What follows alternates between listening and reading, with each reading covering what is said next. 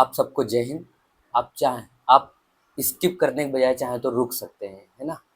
तो थोड़ी सी बात करूंगा अपने एक्सपीरियंस के आधार पर। तो जैसे क्या है, इस यूट्यूब की दुनिया में एक छोटा सा कोना मैंने भी अपने लिए बनाया है। थोड़ी सी मेहनत वहाँ पर की जा रही है।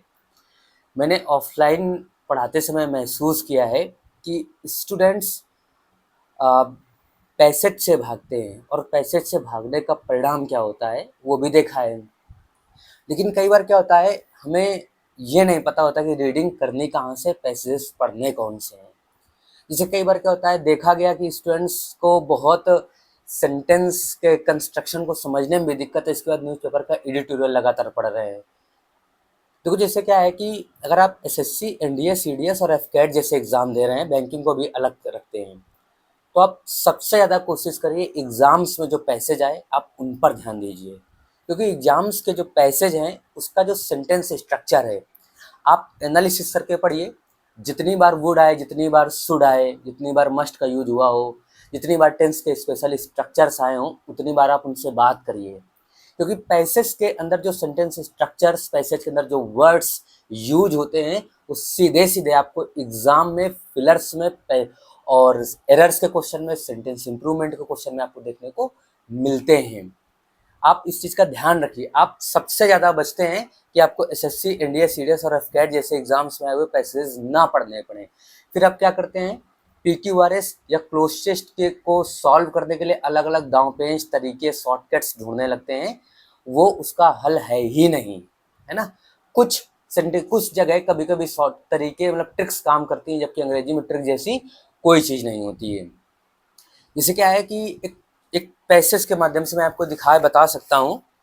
देखो, कभी ये पैसेज है जो हालांकि मैंने न्यूज़पेपर से ही लिया था। न्यूज़पेपर से जो आपको उतना दिखेगा नहीं, बस मैं आपको ये मोटा मोटी तौर पर दिखाता हूँ। ये पैसेज है, न्यूज़पेपर से लिया। इसमें जो भी वर्ड आए वो सारे के सारे वर्ड्स लिखे गए, है ना। सारे के सारे वर्ड्स लिखे हैं, हिंदी और इंग्लिश दोनों में। अब देखो, जैसे एक वर्ड आया था कमेंड। कमेंड का मतलब मैंने लिखा प्रशंसा करना, to praise somebody something specially publicly. इसमें हमने दो एग्जाम्पल भी ऐड कर दिए, है ना। क्या किए, दो एग्जाम्पल्स ऐड किए और कमेंड के बाद लगने वाले प्रेपोजिशंस को मैंने हाईलाइट किया और एग्जाम्पल बनाया। जब आप इस तरह से, जैसे ग्रीट का मतलब अभिवादन करना, तो एक एग्जाम्पल दिया उसी मैंने, I greeted them with a smile. जब आप इस तरह के कंटेंट को आप पढ़ते हैं तो यकीन मानिए आप 100% इम्प्रूव होते हैं, है ना। इससे जब आप पैसेज आप जाइए तो 20 से 30, 40, 50 पैसेज तक जाएंगे तो आप देखेंगे आपके वर्ड्स की प्रॉब्लम धीरे धीरे खत्म होने लगती है।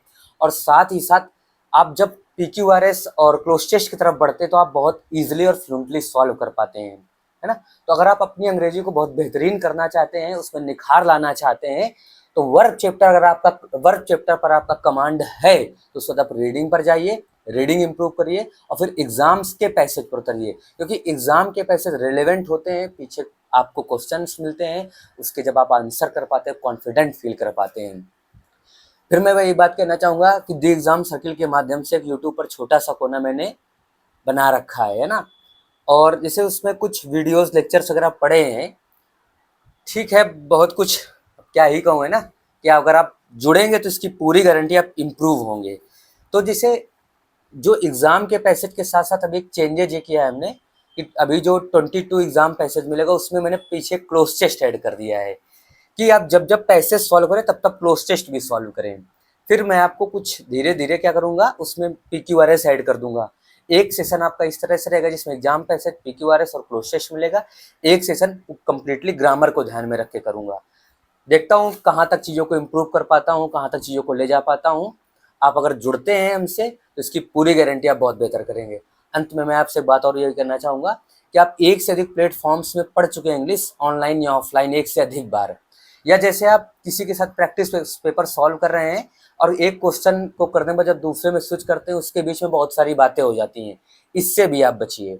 आप कंप्लीटली फोकस्ड हो कि एक से दूसरे क्वेश्चन, दूसरे से तीसरे, तीसरे से चौथे में आप जाइए। इससे क्या होता है, जब आप कंप्लीटली फोकस्ड रहते हैं तो फोकस जनरेट होता है, क्योंकि एग्जाम हॉल में आपको 1 घंटे 2 घंटे लगातार कंटिन्यू फोकस्ड होकर पेपर सॉल्व करना होता है ना।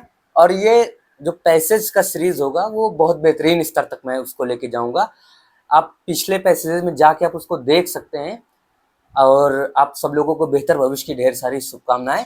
सब कुछ दी एग्जाम सर्किल करके टेलीग्राम चैनल है, वहाँ पर कंटेंट आपको अवेलेबल कराया गया है। जो भी पैसेज या जो भी प्रैक्टिस पेपर आपको पढ़ाया जाता है यूट्यूब पे, उसके कुछ घंटे पहले आपको मिल जाता है, ताकि आप खुद से अगर उसको सॉल्व करना चाहें तो आप उसको सॉल्व कर सकते हैं। दी एग्जाम सर्किल नामक टेलीग्राम चैनल है, वहाँ से आप वो चीज़ों को पा सकते हैं। So please keep joining. Thank you.